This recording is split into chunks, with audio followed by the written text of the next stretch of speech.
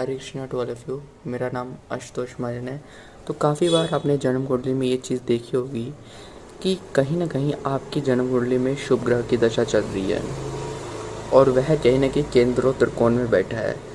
शुभ राशियों को लेकर, अपने मित्र ग्रहों की या अपनी उच्च राशि को लेकर, या फिर कहीं ना कहीं रूप से स्व राशि को लेकर, अपनी राशि को लेकर कहीं ना कहीं बैठा है। डिग्री भी अच्छी है, सब कुछ बढ़िया है, उस पर शुभ ग्रहों की दृष्टि भी पड़ रही है।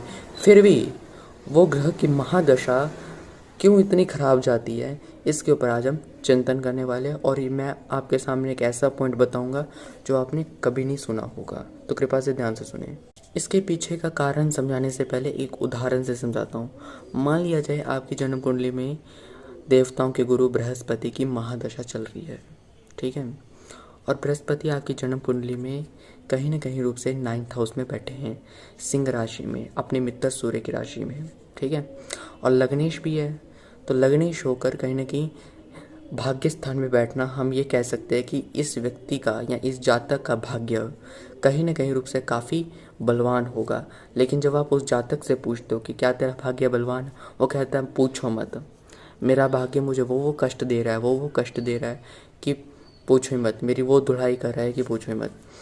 तो इसके पीछे का कारण ये है कि उस जातक के जीवन पर जो योगिनी दशा है वो खराब चल रही है, तो आपको योगिनी दशा के ऊपर भी चिंतन कर लेना चाहिए, ठीक है। अब मान लिया जाए इस टाइप की कंडीशन है और योगिनी दशा चल रही है संकटा की। संकटा कहीं ना कहीं राहु की दशा मानी जाती है, और राहु जन्म कुंडली के कहीं ना कहीं रूप से अष्टम भाव में बैठा है, जो कि बाधाओं का कारक भाव माना जाता है। तो यहाँ राहु क्या कर रहा है, बाधाओं को एक्सपेंड कर रहा है, यानी बाधाओं को बढ़ा रहा है, और बृहस्पति के कार्यों में बाधा क्रिएट करने की पूरी कोशिश कर रहा है।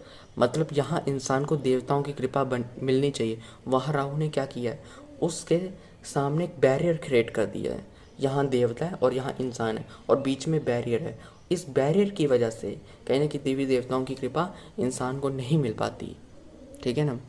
इसलिए कहीं ना कहीं महादशा के साथ, विषोंतरी दशा के साथ योगिनी दशाओं का भी विचार कर लेना चाहिए। कई बार महादशा सही होगी, विषोंतरी दशा सही होगी, लेकिन योगिनी दशा खराब होगी, तो उसके चक्कर में भी कहीं ना कहीं नेगेटिव असर देखने को मिलता है।